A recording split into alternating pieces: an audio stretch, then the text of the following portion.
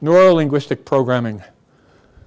It's how we sort and process information. NLP, neuro, the brain, linguistic, there we go, language, programming.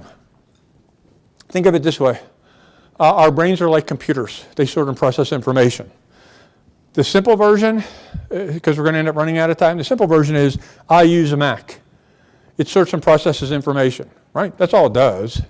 And some of you use a PC. How many of you use a PC? And what does it do? Same thing. It sorts and processes information, but they're incompatible, aren't they?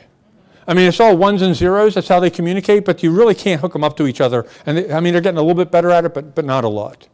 So here's what we know. Some people sort and process information in pictures. To make it simple, they call them visual. Some people sort and process information in words and sounds. So we got a Mac and a PC right away. And there's a third version. Some people sort and process information in using their feelings. They call them kinesthetic. It's not the right word, but that's what they called it. Got it? So while we're asking questions and listening, we should be listening for an evidence procedure as to how we need to present our information. Because if you're a PC, I need to know that before I give my presentation. If I'm a Mac, does that make sense? Yeah, so what would be the first evidence procedure? Well, I mentioned before 250,000 unique words in the English language, but we use the same 2,500 80% of the time in conversation. All of us, regardless of education, use the same 2,500 80% of the time in conversation. And our brains use language just like computers do. Whatever language they're sorting and processing in is the language they speak in. So if I'm primarily visual in nature, what word or phrase might you suppose you'd hear me use a lot? I see. Yeah, you get a picture of this? You have a clear view of this.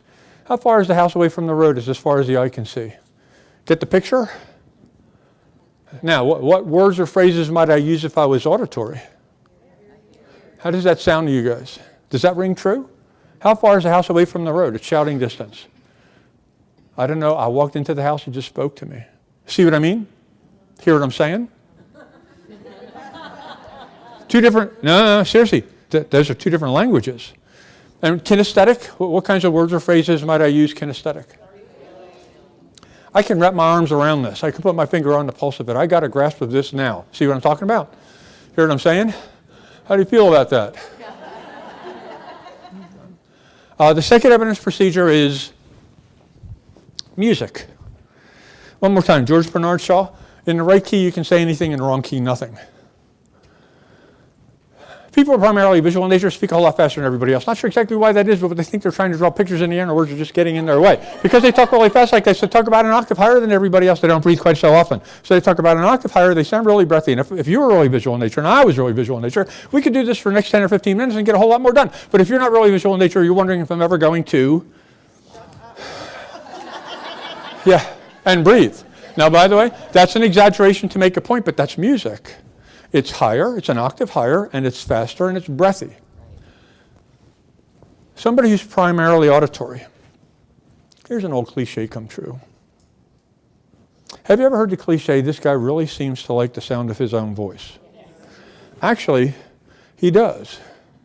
It's the sound of his voice he's using as he speaks to sort and process information.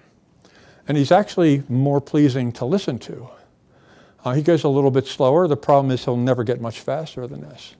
He speaks a little bit lower. The problem is he'll never get much higher than this. If you were really auditory in nature and I was, we could do this for the next 5 minutes and it would be more pleasing to listen to, but it would ultimately begin to sound a little bit like a lullaby. Yeah. You with me? Well, see, there you go.